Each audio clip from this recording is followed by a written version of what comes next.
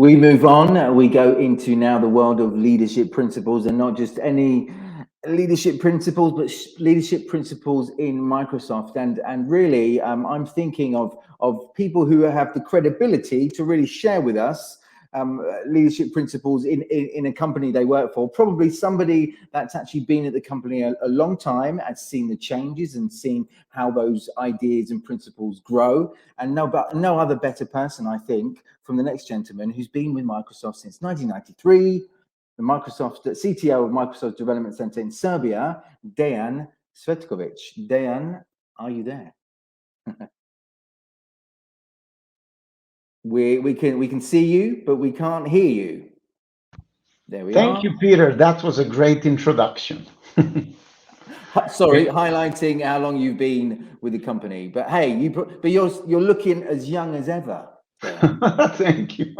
People say so. I'm doing my best, to be honest. You're doing great. I can see you. You're keeping fit. There's a bicycle on your right.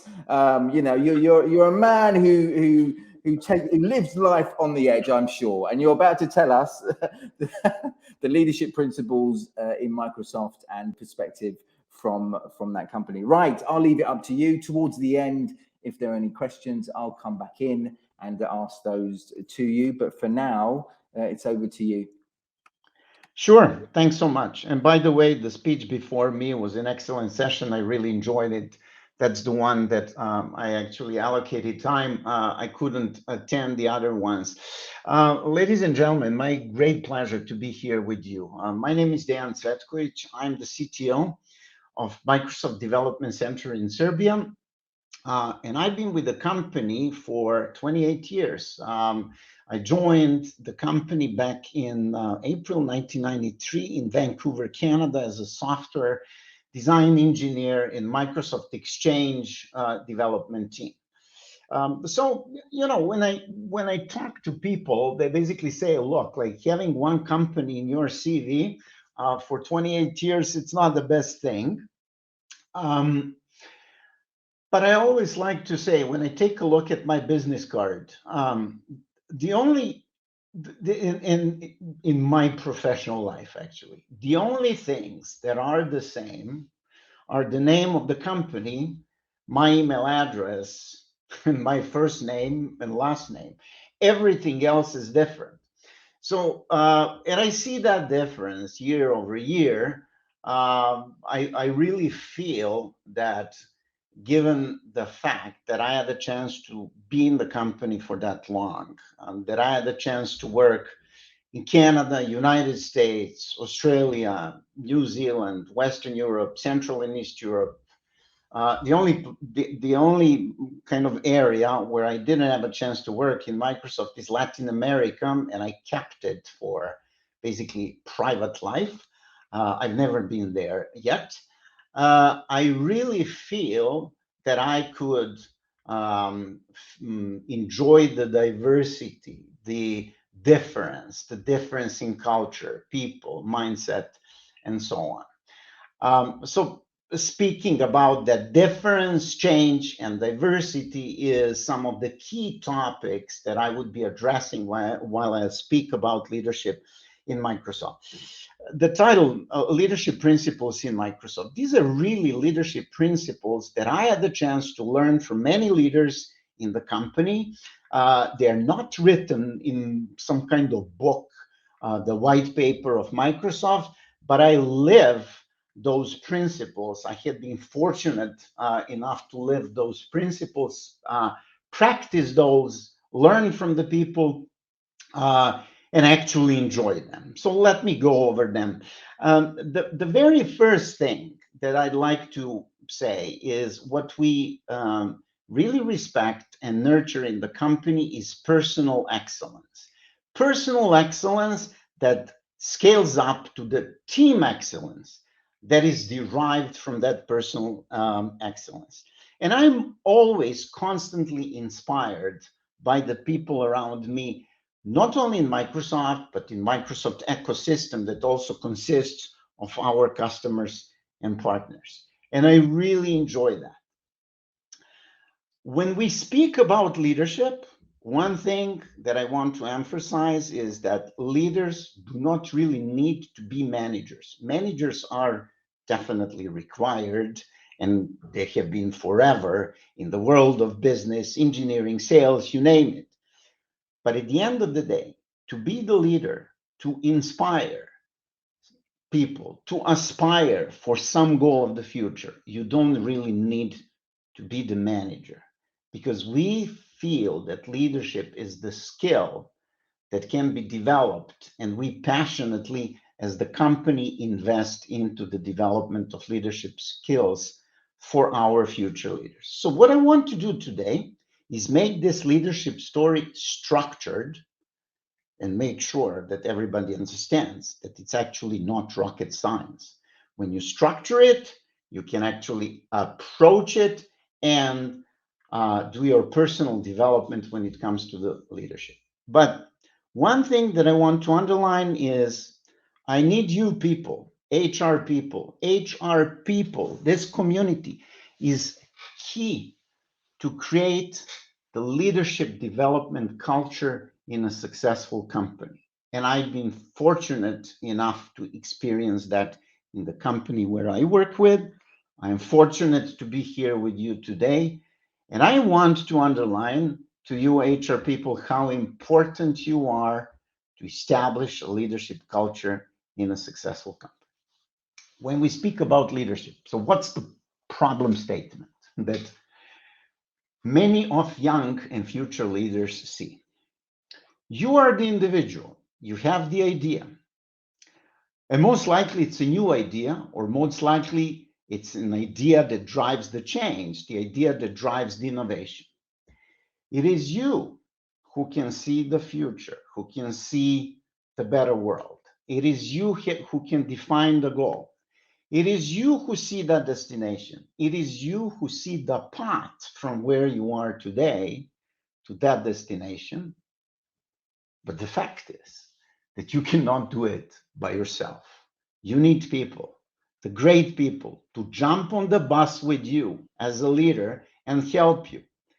It is actually the people who drive the change. I work in a technology company, right? Microsoft, the buzzword today, and not only today, over the last couple of years, is this digital transformation. There are many definitions about digital transformation. My own definition is digital transformation is ability for the successful company to do the business like never before with support of technology.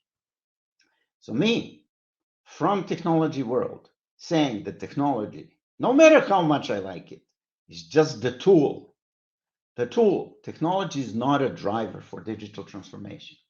The driver for digital transformation or digital change is the people. So again, it is the people who will drive any change, the people that you need in order to achieve your goal, and the goal is to reach the better future. What are the benefits for being a leader, becoming a leader, feeling that you can lead? The obvious one, you can't do it with yourself. As I said, you need people to support you. Second, you made it really good for the people who follow you, because you enable them to feel their sense of purpose, the purpose of what they do on a daily basis. You feel better because you actually earn the right to lead. Usually in business, managers are promoted to be managers, but leaders, at least in my environment, they actually earn the right to lead. And at the end of the day, it is actually fun to be the leader and enjoy the journey with the people around you. Few attributes of the leaders that I want to emphasize here. They have a clear vision, crisp, clear vision.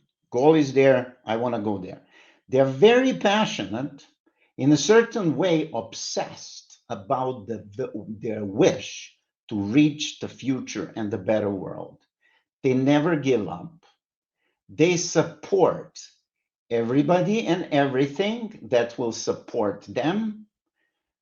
They will not support, and they will remove all of the obstacles that they face on the path. And on this journey, the leaders are the ones who develop themselves, but even more important, they enable their team, each individual member, to develop themselves as well. Speaking about leadership structure, I want to talk about 4 principles. Number 1, how people will follow you. Number 2, how people will listen to you. Number 3, how people will trust you. And number 4, how people will grow with you. So let's go over each and every one of these. Follow me, the first principle that I want to talk about.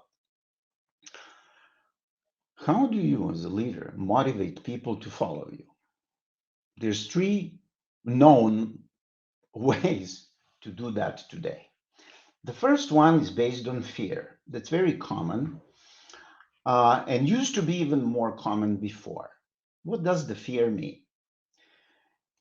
As a manager, I will say, you do your job. This is your job. If you do that job, that's great. If you don't do it, you will be punished. We see that in many companies in Eastern and Western world. What's the problem with this approach? First of all, fear is not something that you like to experience. Second, if there is a fear, you as a team member will never ever try a new thing. You will never innovate. You will never go outside of your comfort zone. You will do what is told. What's the problem with this approach? Well, the world is dynamic. The world changes. And if your environment does not change, you will be gone. Your team will be gone. This company will be gone. Many companies were gone because they were sticking on promoting the fear in certain scenarios that were applicable for that particular time. The second one is sticking carrot. Especially, we see that everywhere in the business development and sales environment. Do your job, do it well, here's the bonus. Double your accomplishment, I will triple the bonus. What's the problem with this approach? It's not a long-term approach because the only connection with what person is doing and her or his goal is money and some kind of reward. And by the way, at the end of the fiscal year or at the end of the calendar year, when the management sees that the person accomplished a certain thing, they will give a higher target. And it's certainly not fun to do same of old, just with a higher target.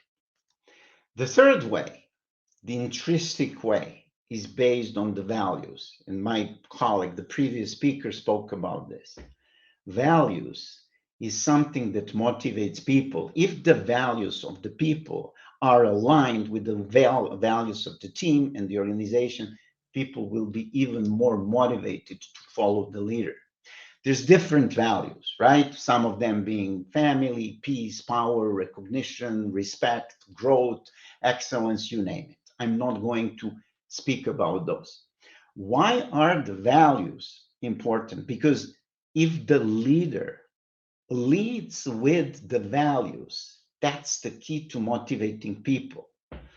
Because the leader then, based on the values, paint the vision of the better world, is able to create a clear differentiation based on the world where we are today and the world that we want to achieve in the future. The future, which is the goal of the whole process. And then what is the way for the leader to articulate the goal? And the way to articulate the goal is to define the vision. Vision statement or vision story or the vision speech or all 3 of them.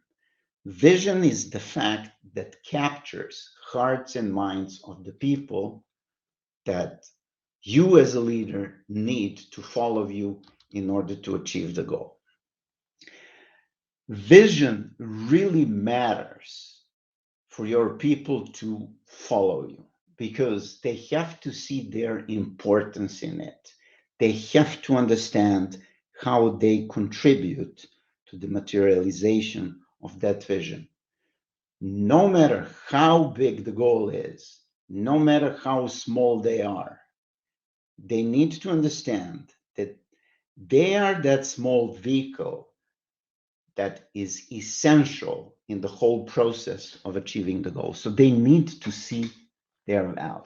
And again, to articulate the vision, I need people like you in my organization, and every single successful organization needs people from HR, from employee experience, from communication, in order to help you as a leader, help people as leaders to articulate the vision.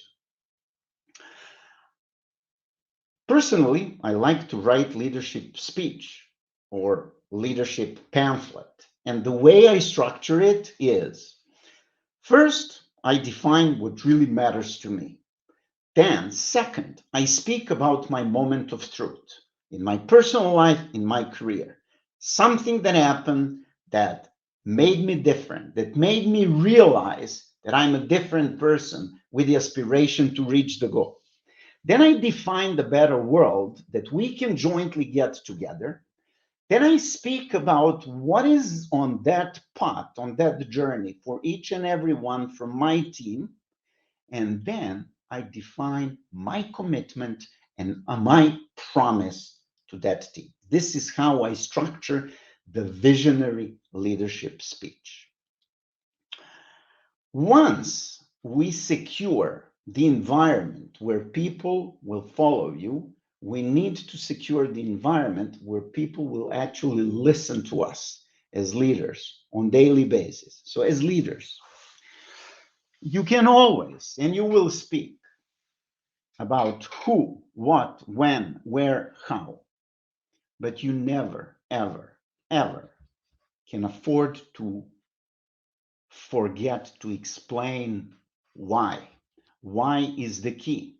Explaining the why means that you will protect and promote the better world that you are talking about. Explaining why confirms the importance, the inclusion, the values that you need to underline here. Explaining why defines the action list for every team member that is so critical to accomplish in order to move forward. Once you explain why, once you explain how people follow and listen, we need to speak about trust. And trust is key in every leadership environment. Trust is the very difficult to gain and very difficult to earn and very easy to lose. In your leadership speech, people always define the future, certain things and so on. And it is inevitable that certain goals will be missed. But as a leader, when you see that you're missing a certain goal, you need to tell that up front. You need to recalibrate your vision. You need to recalibrate your team. Because if you don't do that, you will lose trust. If you lose trust, people will not follow you anymore. And the last one, the last principle is growth. It is critical for everybody in the team to understand that they need to grow and that they have the ability to grow. You need to create the environment where everybody is empowered to do new things. Without doing new things, there's no innovation. If there's no innovation, you will be gone. So everybody needs to be empowered to take risks, do new things, declare the win or declare a loss. When you declare the win, we celebrate. When we declare a loss, there's no punishment. We sit together and we speak about what happened. Where did we make mistake? Where did we do wrong? Where did we do good? because from that we will learn to ensure the win happens next time. The last statement that I want to leave you with after follow, listen, trust, and growth is the job security. There's no job security today. There's no. In a constantly changing world, we need to recalibrate ourselves, and we are in the constant learning environment. We need to earn to have the next job because the world changes. But the only job security that we have as the leaders is the need and the must to constantly develop our people and ourselves. And I will leave you with this. Thank you. Dejan, fantastic. Great insights there. Again, trust, a word that's come up quite a lot during the week, and maybe even more so certainly today as well. And it's intriguing what you've said at the end here about job security. There is no job security. The world is changing very, very quickly indeed, and earning that right to take you to the next step. And actually, one question that's come through, certainly connected with that, what kept you that long in one company? So what has kept you, in terms of, you're right, no job security. I think people are moving, changing jobs, even careers quite often these days. You've been there since '93. What's kept you at Microsoft? There's many things, but the most important one is I had the ability to work with the people around me, not to catch up the future, as sometimes we did, and sometimes we did in a very good way, but to define the future. Defining the future in a certain way, doing the scenario planning with the team, betting on what happens next, making mistakes, learning from those, making good bets, and celebrating those is something that I truly enjoy. And this company gave me the ability to be in that kind of environment. Perfect answer to a perfect question. Listen, Dejan, thank you so much for sharing your insights today. I'm sure, again, people that are listening to this, if they want to reach out to you, they can do that, maybe connect up and then see where the conversations go forward. But in the meantime, thanks for being with us right now. And thanks for your time, because I know you're a very busy man. Certainly my pleasure. Thank you very much for inviting me and giving me the opportunity to share these thoughts. Looking forward to keeping the connection. Thank you. Cheerio. Bye-bye. Intriguing, really intriguing ideas from Microsoft, really giving us some ideas on really how that leadership path really moves forward, certainly in terms of the company. Right, very shortly we'll be moving on to the next session. Now, next session is all about ideas on virtual speaking, really getting that presence and that connection up through the screen, and how to bring storytelling, more about storytelling, which is a word we've heard quite a lot this week as well, into the companies we work with, and also how we connect more in this virtual environment. I've heard this next speaker, I've heard he's pretty good.